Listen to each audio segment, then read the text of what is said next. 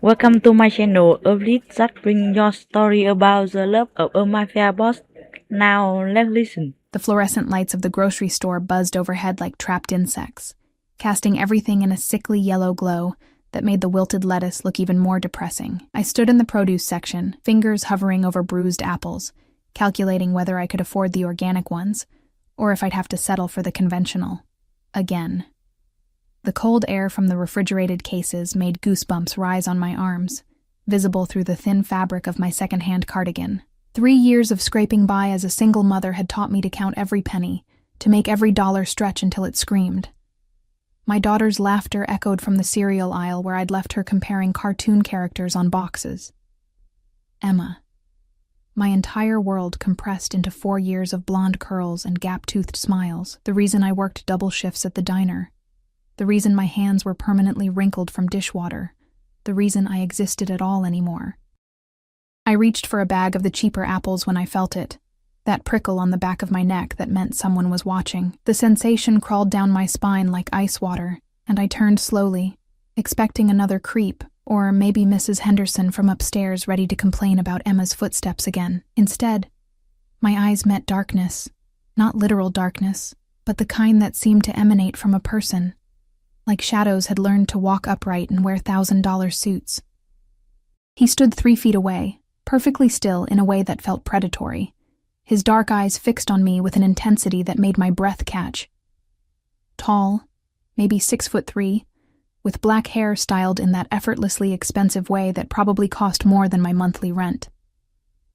His suit was charcoal gray, so dark it was almost black, tailored to perfection across shoulders that looked like they could carry the weight of kingdoms or corpses. But it was his face that made my fingers loosen on the apple bag.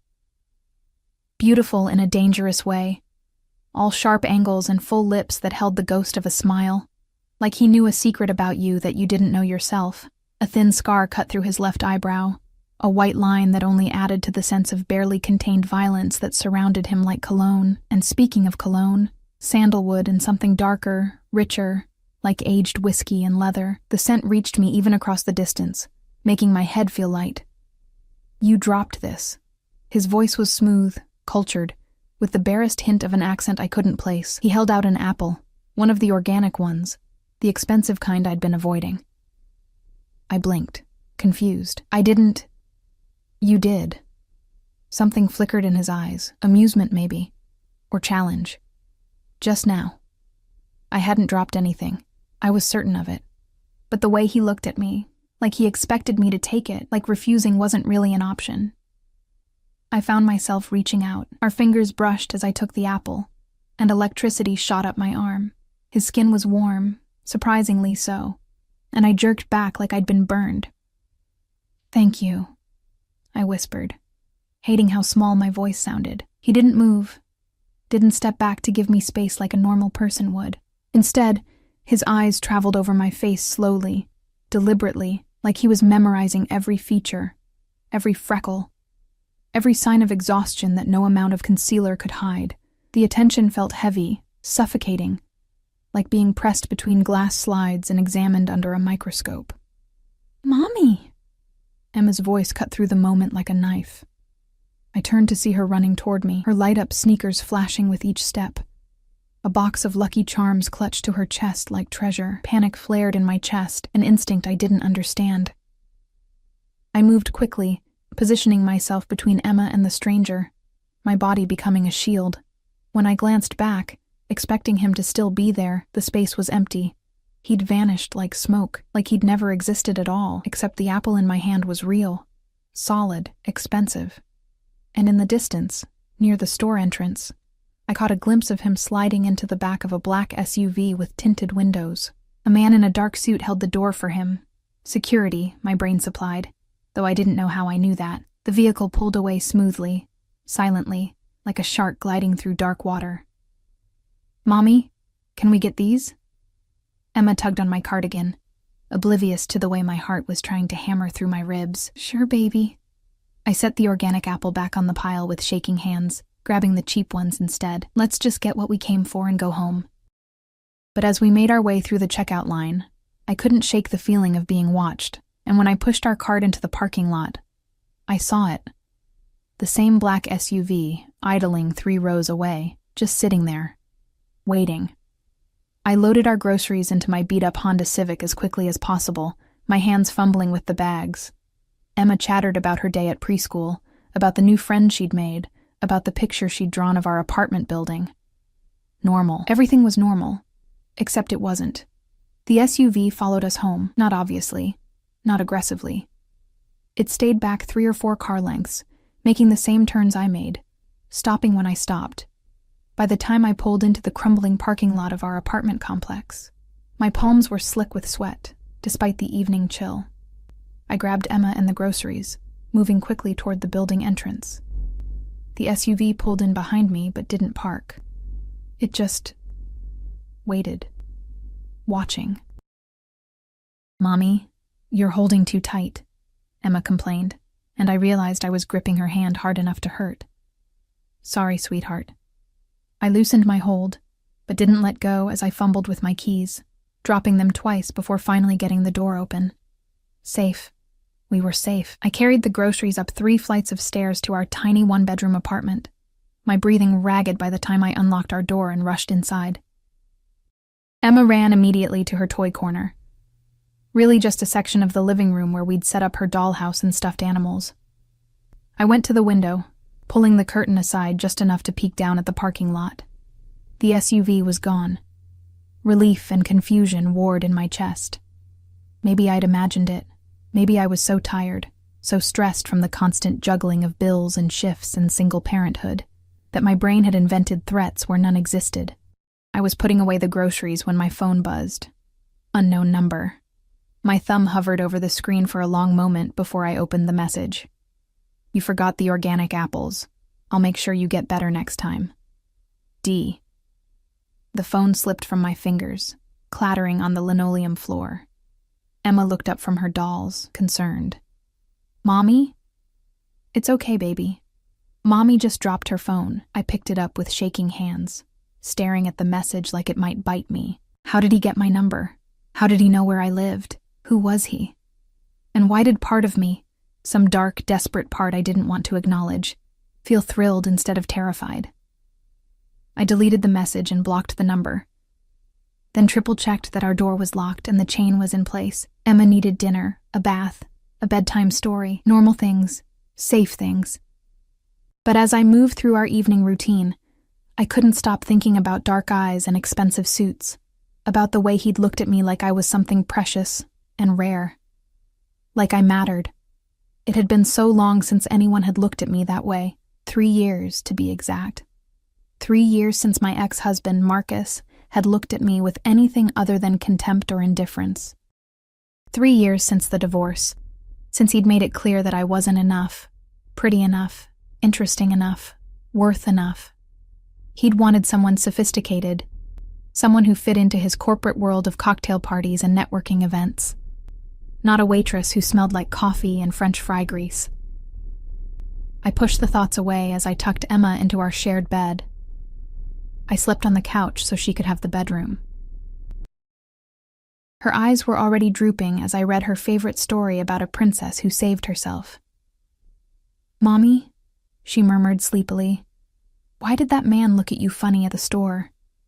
My blood ran cold. "What man, baby?" "The one in the black suit.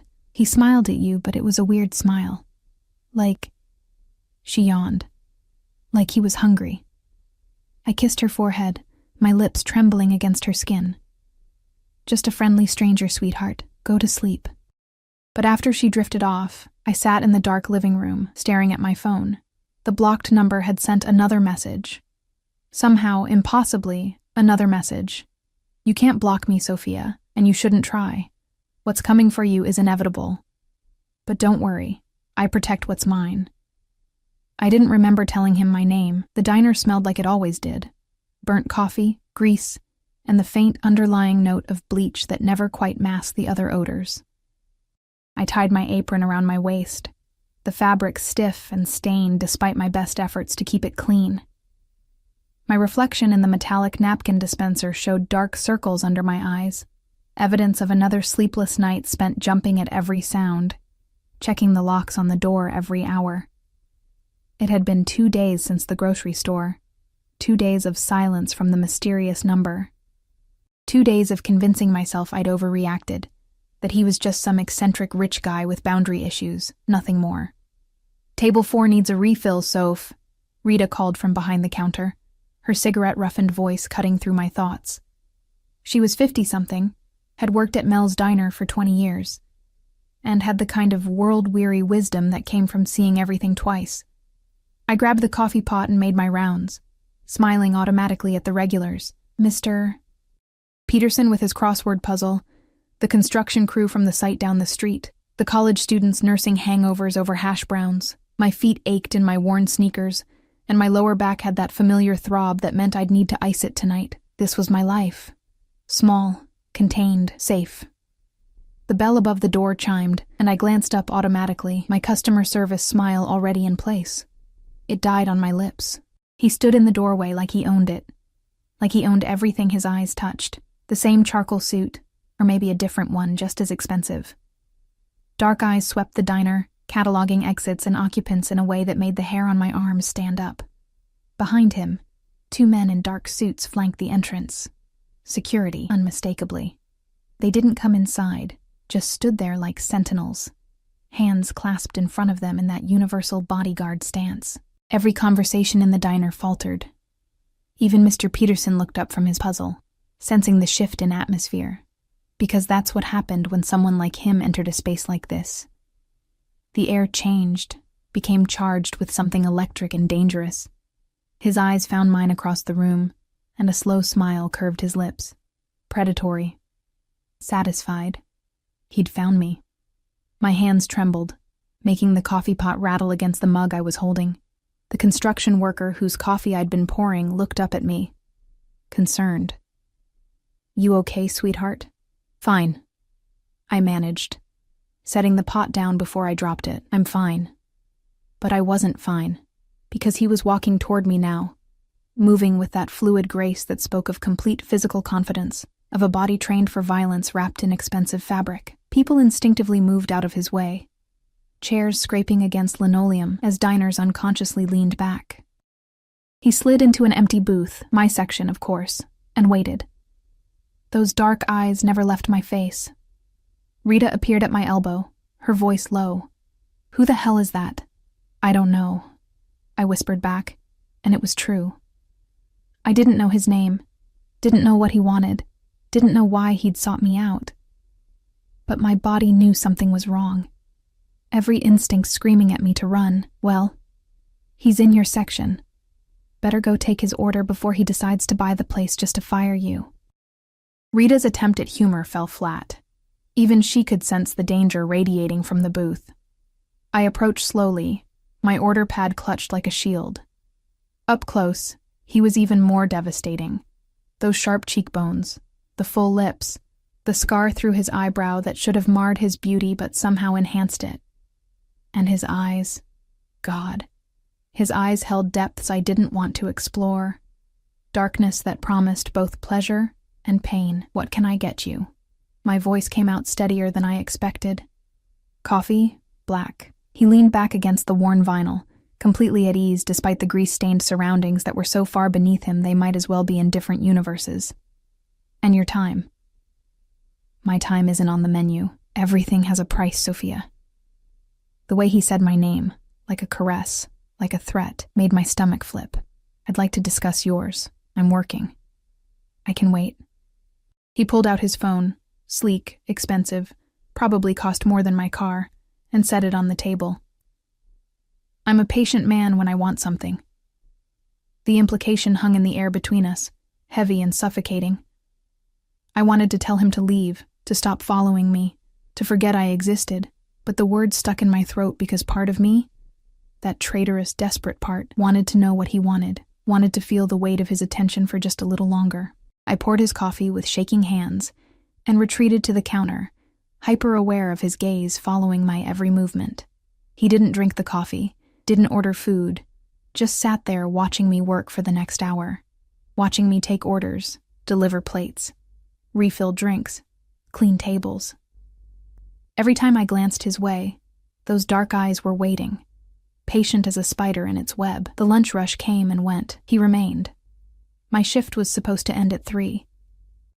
At 2:30, Rita pulled me aside, her face worried. "Soph, that guy hasn't moved in 2 hours. Hasn't ordered anything but coffee he's not drinking. Just keeps staring at you like you're something he's planning to consume." I don't like it. I don't either. Want me to call the cops? I almost laughed. Call the cops on a man who clearly had the kind of money and power that made law enforcement irrelevant? A man with professional security waiting outside? And tell them what? That a customer is sitting quietly in a booth? Rita's jaw tightened. Fine. But I'm walking you to your car. At 3 o'clock, I untied my apron with fingers that wouldn't stop trembling. I'd made $73 in tips. A good day, enough to cover Emma's daycare and maybe put a little toward the electric bill. I shoved the cash in my pocket and grabbed my purse from the back room, trying to formulate a plan. When I emerged, he was standing by the door, waiting. The booth was empty behind him, and a $100 bill sat on the table. Payment for a single cup of untouched coffee. "Let me drive you home." It wasn't a request, despite the phrasing. "I have a car." That's falling apart. I noticed the exhaust issue and the bald tires. His voice was matter-of-fact, like he was discussing the weather instead of revealing that he'd inspected my vehicle. It's not safe. Fear and anger warred in my chest. "You had no right." "I have every right." He stepped closer, and I caught that scent again. Sandalwood and whiskey, intoxicating and terrifying. "You're mine, Sophia. You just don't know it yet. I'm not anyone's." The words came out fierce, stronger than I felt. "I'm not interested. Whatever this is, whatever you think you want, I'm not available. I have a daughter, a life, Emma. 4 years old, attends Little Sunshine Preschool, likes strawberry ice cream and stories about brave princesses." His expression didn't change, but something flickered in those dark eyes. "I know everything about you, Sophia. Where you live, where you work, what time you pick up your daughter, what you order from the Chinese place on Friday nights when you're too tired to cook. I know your ex-husband pays child support sporadically at best, that you're 3 months behind on rent, that you've been skipping meals to make sure Emma has enough." The blood drained from my face. "How?" "Because I wanted to know." He said it simply, like it was obvious. And when I want something, I learn everything about it, every detail, every vulnerability, every need. Rita appeared beside me, her hand on my arm, protective. "The lady asked you to leave her alone." He didn't even glance at Rita. His eyes stayed locked on mine, burning with an intensity that made my knees weak. "I'm offering you a solution, Sophia. A way out of this." He gestured around the diner with barely concealed disdain. "Existence you're trapped in. I'm not trapped. You're drowning." The words cut because they were true. Working yourself to death for pennies, watching your daughter grow up in poverty, knowing that one medical emergency, one car breakdown, one missed shift could destroy what little stability you've built. That's not living. That's surviving. Tears burned behind my eyes, but I refused to let them fall. "What do you want from me? Have dinner with me. Tonight. Hear what I have to offer." And if I say no? Something dangerous flickered across his face, there and gone so quickly I almost missed it. "You won't." He was right, and we both knew it. Because I was desperate, because I was tired, because some dark part of me wanted to know what it felt like to be wanted by someone who looked at me like I was the most important thing in his world. "One dinner," I heard myself say. "That's all." His smile was triumphant, predatory. "I'll pick you up at 7. Wear something nice. I'll have options sent to your apartment within the hour. I can dress myself, Sophia." He reached out, his fingers brushing my cheek so gently it felt like a contradiction to the danger rolling off him in waves.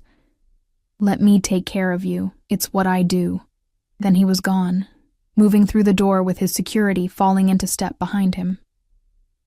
Through the grimy window, I watched the black SUV pull away, leaving me standing in the middle of the diner with my heart racing and my world tilting on its axis. "Girl," Rita breathed beside me. What the hell just happened? I didn't have an answer. But when I got home 2 hours later, there were 3 garment bags hanging on my apartment door, each containing a dress that probably cost more than I made in 6 months. Silk and satin in jewel tones, labels I recognized from magazines I couldn't afford to buy, and tucked inside the first bag, a note in strong, angular handwriting. The emerald green. It matches your eyes. Dante Dante. Finally, a name for the danger that had walked into my life and refused to leave. I should have thrown the dresses away. Should have called the police, gotten a restraining order, protected myself and my daughter from whatever this was. Instead, I hung the emerald dress on my bedroom door and stared at it for an hour, imagining what it would feel like to be someone else for one night. Someone wanted, someone valued, someone who mattered. Emma's daycare teacher had agreed to let her stay late for pizza night, $20 extra I couldn't afford, but would pay anyway. At 6:30, I stood in my tiny bathroom, staring at my reflection. The dress fit perfectly, hugging curves I'd forgotten I had, making my pale skin glow and my eyes look impossibly green.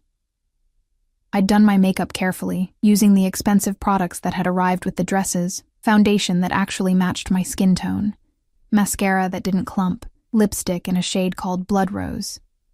I looked like someone else, someone who belonged in Dante's world. At exactly 7 o'clock there was a knock on my door. Not the buzzer from downstairs. A knock on my actual door, which meant he'd gotten past the building's security. Of course he had. I opened it and forgot how to breathe. Dante stood in my doorway wearing a black suit that probably cost more than my yearly salary. His dark hair swept back to reveal that perfect, dangerous face, but it wasn't the suit or the face that made my breath catch. It was the way he looked at me, like I was a revelation, like I'd just answered a question he'd been asking his entire life. "Beautiful," he murmured, his voice rougher than before. His eyes traveled down the emerald dress, slow and possessive, leaving heat in their wake. I knew that color would be perfect. "How did you get up here?" My voice came out breathy, uncertain. "The building has security that can be bypassed with the right motivation." He held out his hand, palm up, waiting. "Shall we?" I glanced back at my apartment. Small, shabby, but mine. Safe. The smart thing would be to close the door, call the police, pretend this night had never started. But I'd stopped doing the smart thing the moment I'd put on this dress. I placed my hand in his fingers closed around mine, warm and strong, and electricity shot up my arm. He pulled me into the hallway, then surprised me by stepping closer, his free hand coming up to cup my face. The touch was gentle, reverent even, completely at odds with the danger I knew he represented. "You're trembling," he observed, his thumb stroking my cheekbone. "I'm terrified," I admitted, because lying to him felt impossible. "Good." His smile was dark, satisfied. "Fear means you're paying attention, but you'll learn, Sophia. I would never hurt what belongs to me. And you belong to me now." The possessiveness in his words should have sent me running. Instead, it ignited something low in my belly, something I didn't want to examine too closely. He led me downstairs, his hand never leaving mine, his body positioned slightly in front of mine in a way that felt protective. The black SUV waited at the curb, idling, with the same security personnel from the diner. One of them, tall, broad-shouldered, with a scar down his jaw, opened the back door. "This is Marco," Dante said as he helped me inside. "He's been with me for 10 years. You can trust him with your life." The interior of the SUV was pure luxury. Leather seats softer than my couch, tinted windows that made the outside world seem distant and unreal. Dante slid in beside me, close enough that I could feel the heat radiating from his body, smell that intoxicating cologne. The door closed, sealing us in our own private world. "Where are we going?" I asked, as Marco pulled smoothly into traffic. "Somewhere we can talk without interruption." Dante's hand found my knee, possessive, his palm warm through the silk. "Somewhere you'll be comfortable. I'm not comfortable anywhere near you." His laugh was low, genuine. Honesty, I appreciate that. His fingers traced small circles on my knee, the touch maddeningly distracting. "Most people tell me what they think I want to hear. You tell me the truth." Even when the truth is that you're scaring me? Especially then. His expression sobered, those dark eyes boring into mine. I don't want your fear, Sophia. I want your trust. But trust takes time, and we don't have much of that. What does that mean? Before he could answer, his phone buzzed. He glanced at it, his jaw tightening, and something dangerous flickered across his face. Excuse me. He answered in rapid Italian, his voice hard and commanding in a way that made my stomach clench. Whatever he was discussing, it wasn't good. He ended the call and returned his attention to me, but the warmth had been replaced by something colder, more calculating. Change of plans. We're going to my estate instead of the restaurant.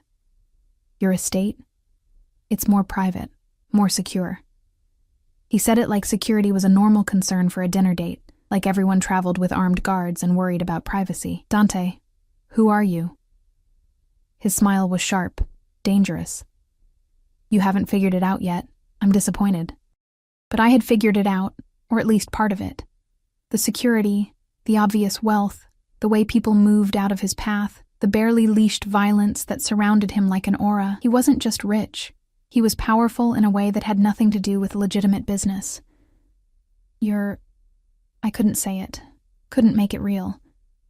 Careful, Sophia. His hand tightened on my knee, not painful, but firm. Some words, once spoken, can't be taken back. And once you know certain things, you become part of that world whether you want to or not. Fear shot through me, sharp and cold. Let me out. I want to go home. No, you don't. His voice was gentle but implacable. You want safety, security, a better life for your daughter. You want to stop drowning. I can give you all of that. In exchange for what? You. Simple, direct, terrifying. Be mine, Sophia. Completely, wholly mine. Let me protect you, provide for you, give you everything you've been denied. And in return, you give yourself to me. That's insane. I don't even know you. You know enough. The SUV turned onto a private road, trees closing in on either side like a tunnel. You know I want you. You know I'm powerful enough to take care of you and Emma. You know that whatever I am, whatever I do, I keep my people safe, always. My people. Like I was already his, like the decision had been made before I even realized there was a choice. The estate emerged from the trees like something from a movie. Massive stone walls, wrought iron gates that opened automatically, manicured grounds stretching into the darkness. The house itself was a mansion, all modern lines and floor-to-ceiling windows glowing with warm light. This is your home? My voice came out awed despite my fear. One of them. He helped me out of the SUV, his hand on my lower back, guiding me toward the entrance. I have properties in New York, Chicago, Rome, and Sicily. But this is where I stay when I'm in the city. It's the most secure. More security personnel nodded as we passed, each one eyeing me with curiosity. How many people did he employ? How much power did he actually have? Inside, the house was breathtaking. Soaring ceilings, marble floors, art that belonged in museums, but it wasn't cold or sterile. Warm lighting softened the edges, comfortable furniture invited you to sit, and the faint scent of jasmine drifted from somewhere deeper in the house. Are you hungry? Dante asked, leading me through the foyer into a formal dining room where a table was already set for two, candles flickering between place settings that probably cost more than my entire kitchen. I don't understand. I stopped in the doorway, overwhelmed. Why me? I'm nobody. I work in a diner, I live in a falling-apart apartment, I'm a single mother barely keeping her head above water. You could have anyone. Models, actresses, women who actually belong in places like this. Why are you doing this? Dante turned to face me fully, and the intensity in his eyes stole my breath. You want the truth? 3 months ago I saw you at that diner. You were arguing with a customer who'd left you a religious pamphlet instead of a tip, and you were so angry you were shaking, but you didn't cry. Didn't back down.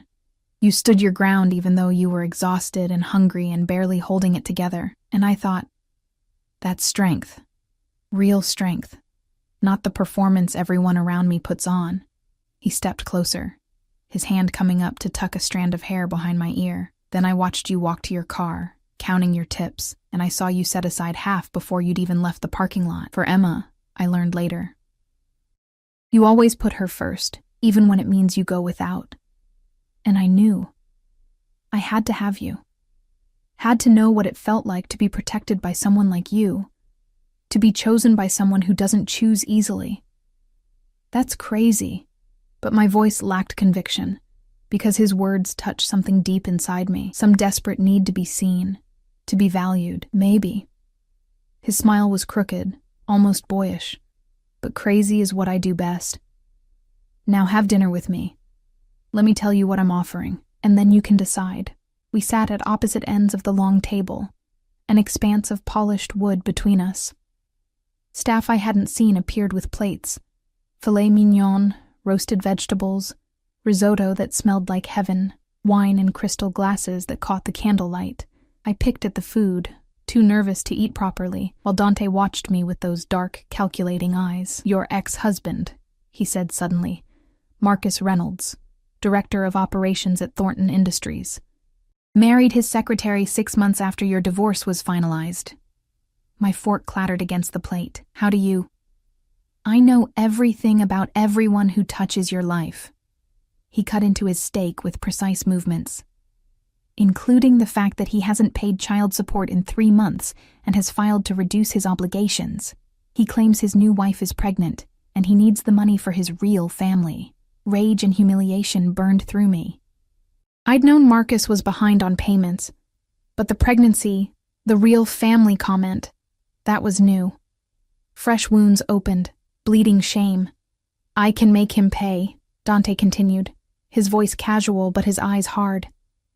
Every penny he owes, plus interest, plus whatever you need for Emma's future. I can make him regret ever treating you as less than you are. Why would you do that? Because you're mine now. He said it like it was obvious, like my belonging to him was simply fact. And no one hurts what's mine without consequences. I haven't agreed to anything, haven't you? He set down his knife and fork, leaning back in his chair. You put on the dress I sent. You got in my car. You're sitting in my home, listening to my offer. You've already said yes, Sophia. You just haven't admitted it yet. Heat flooded my face because he was right. Every step of the way I'd chosen to move forward, to see where this led. Even now, with fear coursing through my veins, I wasn't demanding to leave. What exactly are you offering? My voice came out quieter than intended. Marriage. The word hung in the air between us, heavy and impossible. Marry me, Sophia. Be my wife in every way that matters. And in return, I'll give you security, protection, wealth. Emma will have the best schools, the best opportunities. You'll never worry about money again, never feel invisible or worthless.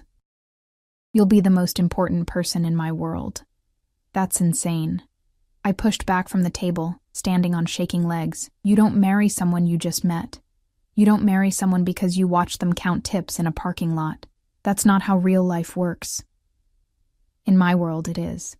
He stood too, moving around the table with that predatory grace. In my world, you see what you want, and you take it. You eliminate obstacles, you protect your assets, you build empires. And you?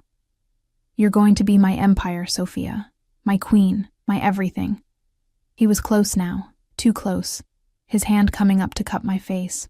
His thumb brushed across my lower lip, and I felt the touch everywhere, heat pooling low in my belly. 1 year, he murmured, his voice dropping to something dark and persuasive.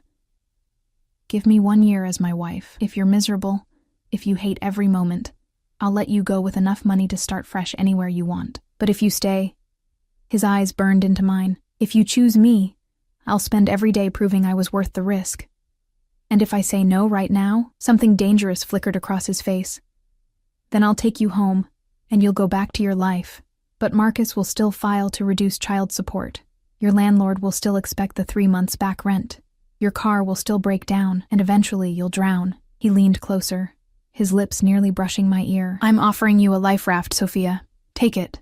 My phone buzzed in the small clutch I'd brought, the only one I owned, a cheap thing I'd bought at Target. I pulled it out with shaking hands. A text from Emma's daycare. Hi, Sophia. Emma is asking when you'll pick her up. Pizza night ends at 8. Please confirm. I glanced at the ornate clock on the mantel. 7:45. In my old life, I'd be rushing to get her, worried about the late fee, stressed about bedtime. In this potential new life, I can have Emma brought here, Dante said, reading my expression. My staff can prepare a room for her. Anything she needs. You can see her, tuck her in, be the mother you've always been. But you don't have to do it alone anymore. Tears burned my eyes. This is too much. Too fast. Life-changing decisions usually are. His hand slid down to my neck, possessive, his thumb stroking my pulse point, but sometimes fast is necessary. Sometimes you have to jump before you can talk yourself out of it, so jump, Sophia. Jump. And I'll catch you. I stood in Dante's palatial dining room, my phone clutched in trembling hands, the weight of an impossible decision pressing down on my chest like a physical force. Every rational thought screamed at me to run, to grab Emma and disappear, to protect us from whatever darkness surrounded this beautiful, dangerous man. But rationality had never paid my rent. It had never filled Emma's belly or kept the lights on or fixed my dying car. I need to see her, I whispered. Before I decide anything, I need to see my daughter. Dante's expression softened, the first genuine tenderness I'd seen from him. Of course. He pulled out his phone, speaking rapid instructions in Italian. Then to me, Marco will bring her here within 20 minutes. The daycare will be compensated for any inconvenience. You can't just... I can. And I did. His hand found the small of my back, guiding me toward a sitting room off the main hallway. Sophia, the sooner you accept what I'm capable of, the easier this transition will be. I have resources, connections, power. I use them to take care of what's mine. I'm not yours yet. His smile was predatory. Yet. I like that you're already thinking in those terms. The sitting room was smaller, more intimate than the cavernous spaces we'd passed through. A fireplace crackled with real flames, casting dancing shadows across leather furniture and built-in bookshelves. Floor-to-ceiling windows looked out over the grounds, now illuminated by security lights that made the manicured lawns glow an otherworldly green. Dante poured amber liquid from a crystal decanter into 2 glasses. Whiskey. Single malt, aged 25 years. It'll help with the nerves. I shouldn't drink if Emma's coming. 1 glass won't impair you. He pressed it into my hand, his fingers lingering over mine. And you need something to take the edge off before I tell you the rest. The rest?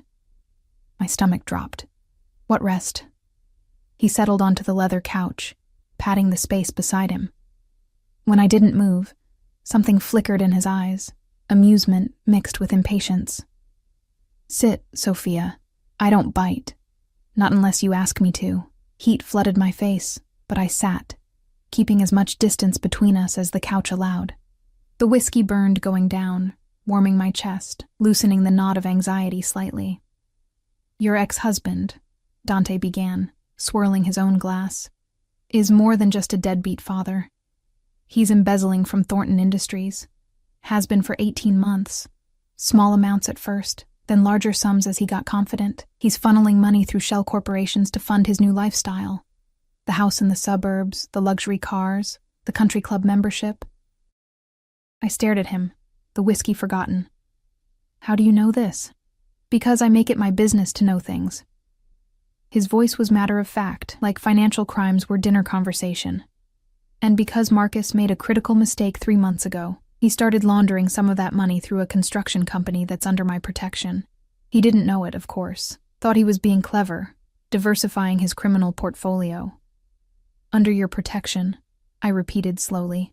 Meaning they pay me for the privilege of operating in this city without interference. It's a mutually beneficial arrangement. He took a sip of whiskey, his eyes never leaving my face.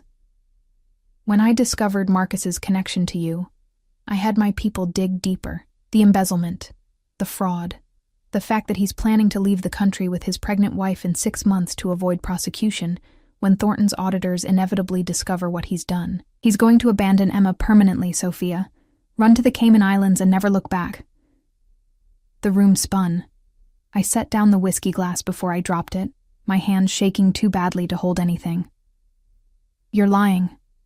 "I never lie." He shifted closer, his hand coming to rest on my knee. That same possessive touch from the car. I manipulate, I threaten, I destroy. But I don't lie, especially not to you. Marcus is a coward and a thief, and he's going to leave you holding the bag for his crimes if someone doesn't stop him. Someone like you. Exactly like me. His smile was sharp. Marry me, and I'll make sure Marcus pays for everything he's done. The embezzlement will be discovered. The evidence will be irrefutable, and he'll spend the next decade in federal prison. His new wife will divorce him. His assets will be seized, and Emma will never have to see his face again. Or... He paused, letting the alternative hang in the air. You can say no, and I'll let nature take its course. Marcus will disappear. Emma will grow up wondering why her father abandoned her, and you'll spend years trying to explain something you don't understand yourself. That's blackmail. That's reality. His voice hardened. I'm not a good man, Sophia. I've never pretended to be. I've killed people, destroyed lives, built my empire on blood and fear. But I protect what's mine with everything I have. Choose me, and you'll never have to worry about anyone hurting you or Emma again. Choose your pride, your independence, your moral high ground, and you'll watch everything you love crumble. Before I could respond, there was a knock on the door. Marco appeared, and my heart stopped because Emma was with him, her small hand dwarfed by his massive one, her eyes wide as she took in the opulent surroundings. "Mommy!" She ran to me, and I caught her, pulling her into my lap, breathing in the familiar scent of her strawberry shampoo and the pizza sauce on her shirt. "Hi, baby." I kissed her forehead, my eyes burning with unshed tears. "Did you have fun at pizza night?" "Uh-huh. We made our own pizzas, and mine had extra cheese and—" She stopped, noticing Dante for the first time. Her small body tensed in my arms. "Who's that?" "This is Mr. Moretti." The name felt heavy on my tongue, dangerous. Dante's entire demeanor changed. The predator vanished, replaced by something softer, almost gentle.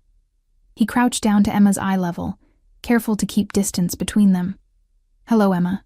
Your mother told me you like strawberry ice cream." Emma looked at me for permission. I nodded, not trusting my voice. "I do," she said shyly. "It's my favorite." "Mine too." Dante's smile was genuine, transforming his dangerous face into something almost beautiful. "Would you like some? My kitchen makes the best strawberry ice cream you've ever tasted. Can I, Mommy?" I should have said no. Should have grabbed her and run for the door. Consequences be damned. But I looked into Dante's eyes and saw something unexpected. Sincerity. Whatever he was, whatever darkness lived inside him, his offer to Emma was genuine. "Okay," I whispered. "But just a small bowl. It's almost bedtime." Dante stood, speaking quietly to Marco, who nodded and held out his hand to Emma. "Come on, little one. Let's go find that ice cream." Emma hesitated, looking back at me. "You're coming too, right, Mommy? I'll be right here when you get back," I promised. "I just need to talk to Mr. Moretti for a few minutes." After they left, silence filled the room like water, suffocating and heavy. Dante poured himself another whiskey, his back to me, shoulders tight with tension. "She looks like you," he said finally. Same eyes, same stubborn chin. "Don't," my voice cracked. "Don't use my daughter to manipulate me. I'm not." He turned, and the raw honesty in his face shocked me. "I'm telling you that seeing her, seeing you with her, it only makes me more certain. You're both coming into my life, Sophia. Both under my protection. Emma will have everything she needs, everything she deserves. Private schools, college funds, security that ensures no one ever hurts her. I'll be—" He stopped, something vulnerable flickering across his features. "I'll be the father Marcus never was." "You can't just decide that. I already have." He crossed to me, kneeling so we were eye level. "I grew up in violence, Sophia. My father was a monster who ruled through fear and brutality. I watched him destroy my mother slowly, year by year, until there was nothing left of the woman she'd been. I swore I'd never be him, never treat someone I loved the way he treated her. And I haven't. I'm ruthless in business, merciless with enemies. But with you? With Emma? I'll be whatever you need me to be. His hands framed my face, thumbs stroking my cheekbones. I know you're scared. I know this seems insane, but sometimes the insane choice is the right one. Sometimes you have to trust your instincts instead of your fears, and your instincts brought you here tonight, put you in that dress, kept you from running when you had a dozen chances to leave. What if I can't do this? Tears finally spilled over, hot against my cheeks. What if I'm not strong enough to be what you need? You're the strongest person I've ever met. His voice was fierce, certain. You've survived poverty, abandonment, single motherhood, and you've done it with grace. You haven't become bitter or broken. You've protected your daughter, maintained your dignity, kept fighting even when every odd was stacked against you. That's not weakness, Sophia. That's steel wrapped in silk. He kissed my forehead, gentle and reverent. Marry me. Let me prove that choosing me isn't a mistake. Let me show you what your life can be when someone actually values you the way you deserve. Emma's laughter drifted from somewhere deeper in the house, bright and carefree, the sound of my daughter happy, safe, unburdened by the stress that had become our normal. I thought about our apartment with its leaking ceiling and broken heater, about the mounting bills and the constant fear that one emergency would destroy us, about Marcus planning to abandon Emma permanently while I struggled to keep us afloat, and I thought about Dante's offer: security, protection, a life where I didn't have to choose between eating and paying rent, where Emma could have opportunities instead of limitations. 1 year, I heard myself say. You said 1 year to decide if I want to stay. Triumph flashed in his eyes, quickly masked. 1 year. But I'm warning you now, Sophia. I play to win. By the time that year is up, you won't want to leave. You're very confident. I know what I want, and I know how to get it. His smile was dark, promising. And right now, I want you more than I've wanted anything in my entire life. When? The word came out barely above a whisper. Tomorrow. He stood, pulling me up with him, his hands sliding down to my waist. I have a judge who owes me favors. We'll do it here, private ceremony, just us and Emma. Then I'm taking you both somewhere safe while I handle Marcus and secure everything that needs securing. This is crazy, I breathed. But I wasn't pulling away from his touch. The best things usually are. He leaned down, his lips brushing my ear. Say yes, Sophia.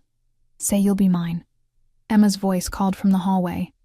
Mommy, this ice cream is amazing. I looked toward the sound of my daughter's joy, then back at Dante's dark, dangerous eyes. Eyes that promised both salvation and damnation, protection and possession. Yes, I whispered and felt my old life shatter like glass. I'll marry you. His kiss was fierce, claiming, a brand of ownership that should have terrified me. Instead, it ignited something wild and desperate in my chest, the feeling of being wanted so intensely that nothing else mattered. When he pulled back, his eyes blazed with satisfaction. Mine, he murmured against my lips. Finally mine. And somewhere in the expensive, beautiful house that would become my new home, my daughter laughed, unaware that our lives had just changed forever. The wedding happened exactly as Dante promised. 24 hours after I'd said yes, I stood in a private chapel on his estate wearing a dress that cost more than my car. Ivory silk that flowed like water, delicate lace at the shoulders, a train that pooled at my feet like spilled moonlight. Emma stood beside me as my flower girl, wearing a miniature version in pale pink, her face glowing with excitement. She didn't understand what was happening. Not really. To her, this was a fairy tale.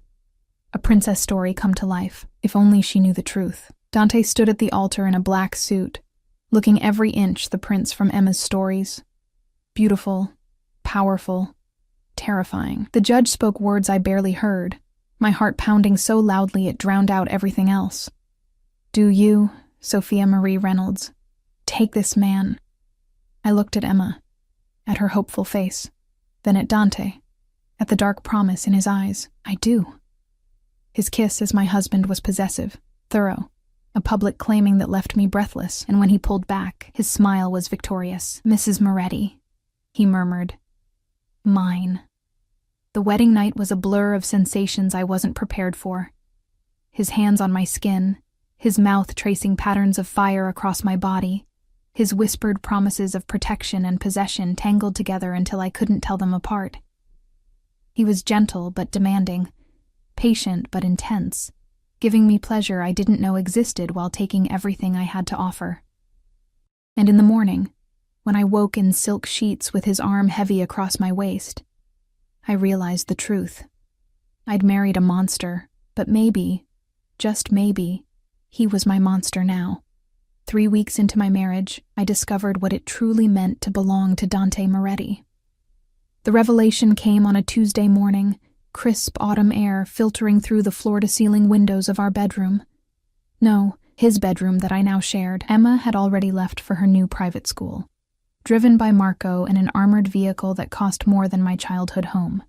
I stood at the window in a silk robe, watching the gardeners tend to roses I'd never be allowed to touch myself, when Dante's phone rang. He answered in Italian, his voice dropping to that dangerous register I'd learned meant business. Real business. The kind that left bodies in shallow graves. I shouldn't have understood. But 3 weeks of immersion had taught me enough Italian to catch the important words.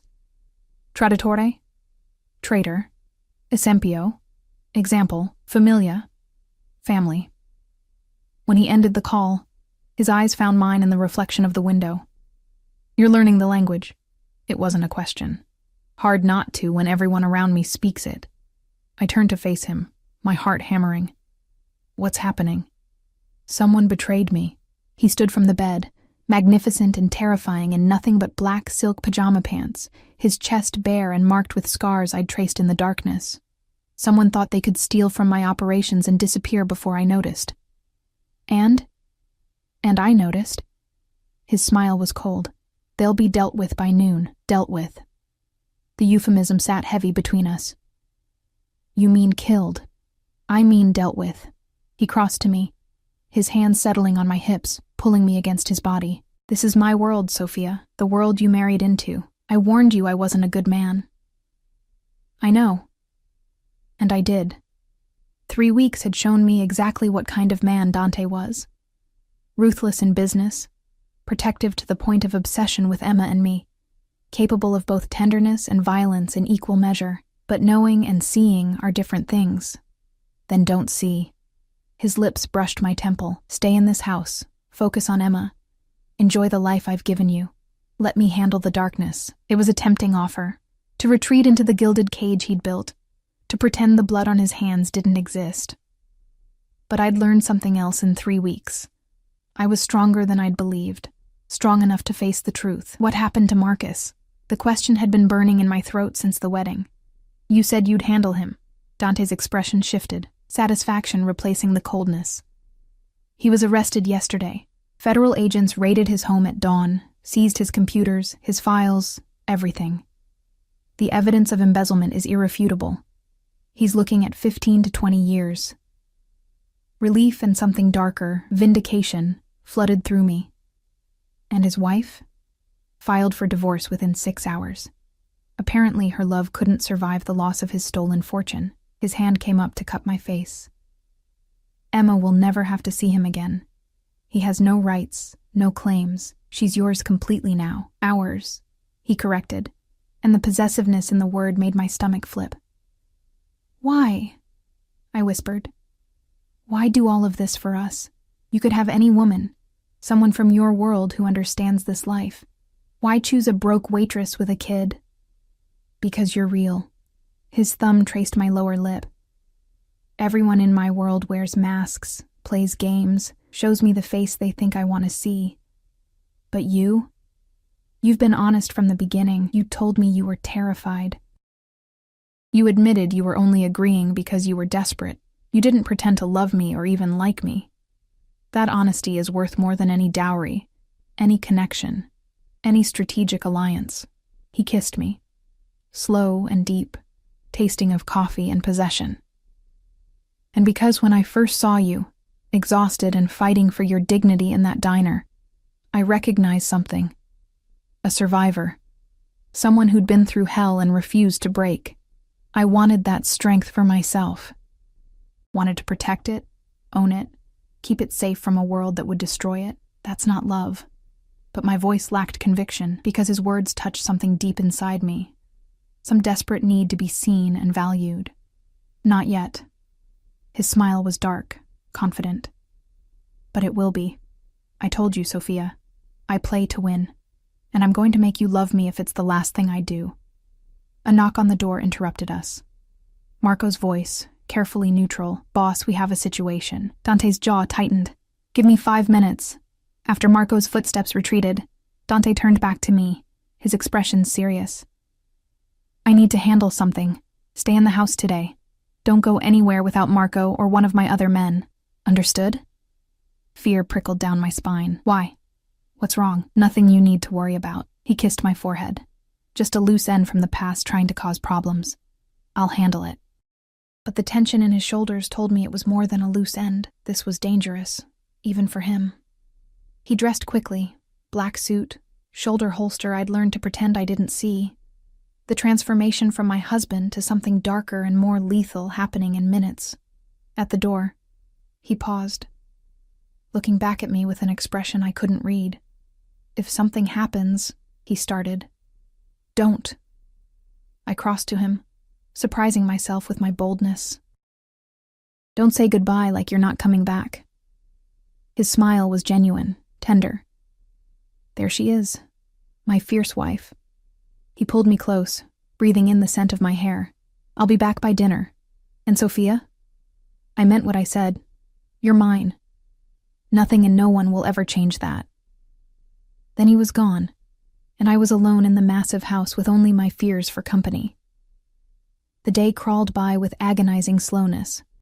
I tried to distract myself, helped Emma with homework when she returned from school, played dolls in the elaborate playroom Dante had created for her, attempted to read in the library. But my mind kept circling back to Dante, to the danger he'd walked into, to the very real possibility that he might not come home, and the terrifying realization that the thought of losing him made my chest ache. Somewhere in the past 3 weeks, he'd become more than my ticket to security, more than the monster I'd married out of desperation. He'd become something I wasn't ready to name. At 6 o'clock, Marco appeared in the doorway, his expression grim. Mrs. Moretti, I need you and Emma to come with me. Ice flooded my veins. Why? Where's Dante? There's been an incident. The boss wants you somewhere more secure until it's resolved. What kind of incident?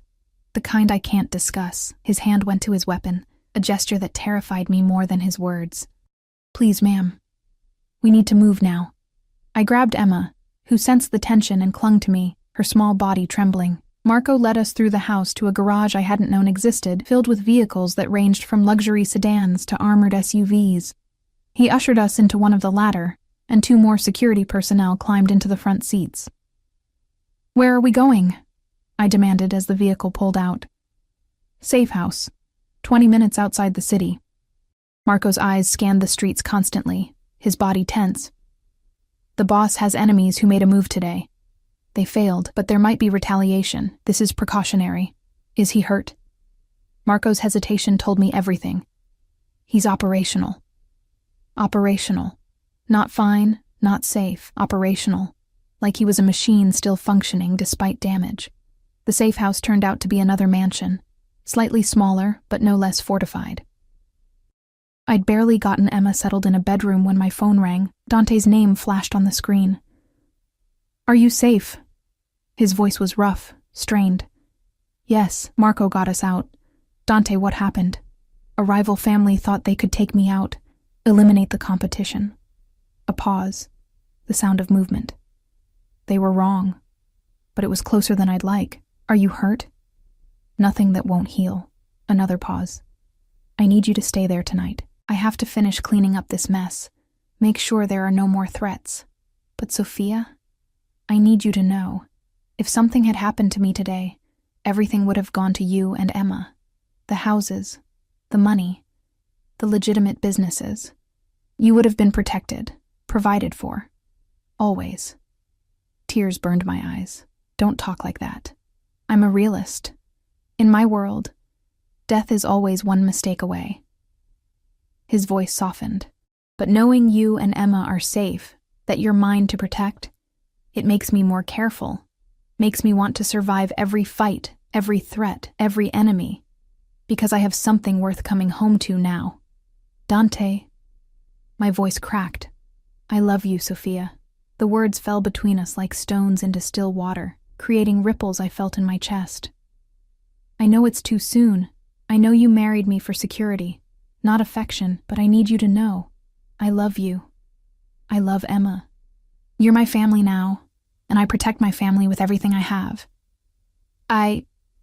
The words stuck in my throat, too big and terrifying to release. You don't have to say it back. He sounded almost gentle, but I needed you to know, in case... Stop. I sat on the edge of the bed, my free hand pressed to my chest where my heart threatened to burst through. Just come home to us. Safe. That's all I need right now. I will. A promise, dark and binding. I always will. He ended the call, leaving me alone with Emma's soft breathing from the next room and the weight of his confession pressing down on my shoulders. I love you. 3 words that changed everything. 3 words that made me realize I'd been lying to myself for weeks. Because somewhere between the grocery store and the wedding, between fear and fascination, between desperation and desire, I'd started falling for the monster who'd claimed me. Dante returned the next morning, looking like he'd walked through war. A cut above his eyebrow, bruises darkening his jaw, his suit jacket missing, and his shirt stained with blood, but alive. Whole. Mine. I met him at the door, Emma still sleeping upstairs, and without thinking, I threw myself into his arms. He caught me, always caught me, his grip tight enough to bruise. I was so scared, I whispered against his neck. I know. His hand stroked my hair, soothing. But I told you. I always come back. I pulled away enough to look at his face, at the evidence of violence that marked his beautiful features. What happened? The Castellano family made their move.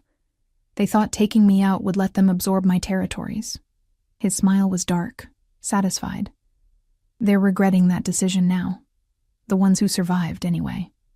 I should have been horrified, should have recoiled from the casual mention of death. Instead, I reached up and touched the cut above his eyebrow gently. You need medical attention. I need you. He caught my wrist, his thumb pressing against my racing pulse.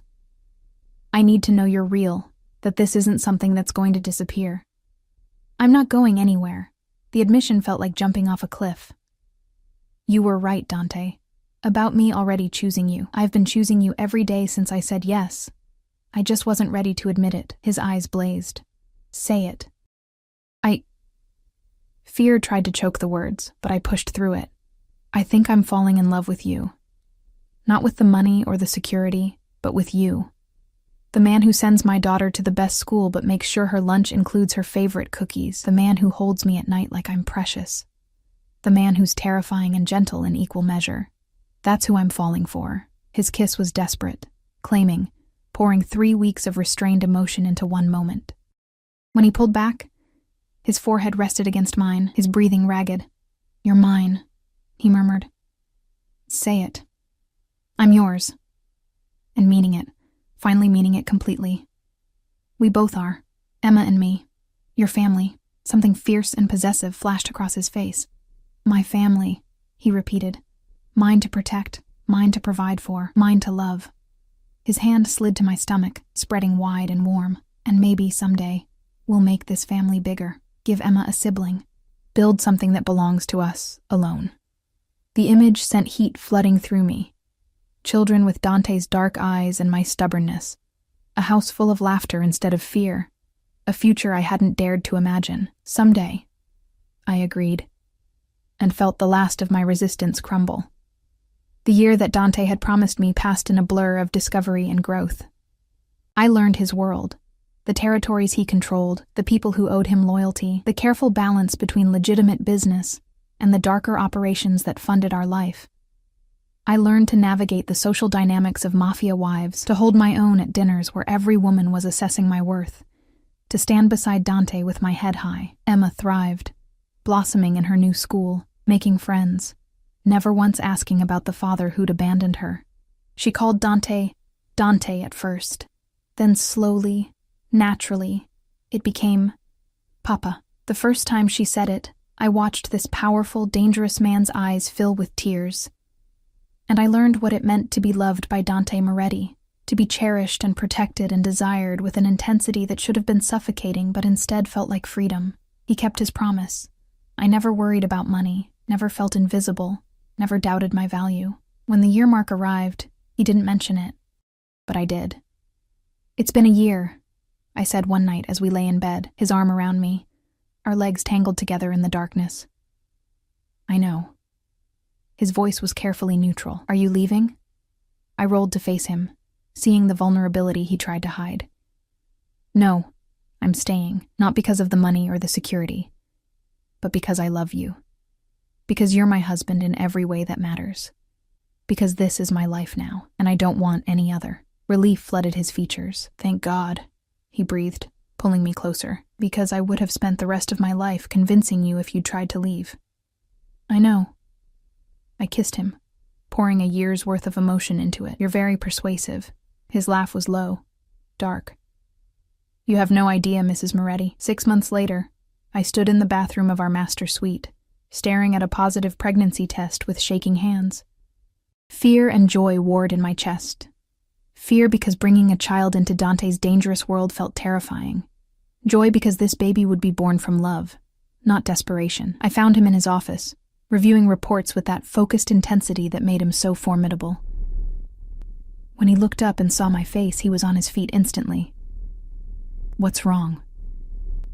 I held out the test, unable to find words. Understanding dawned slowly, followed by an expression of such pure joy it transformed him. "You're pregnant?" "Yes." Tears spilled over.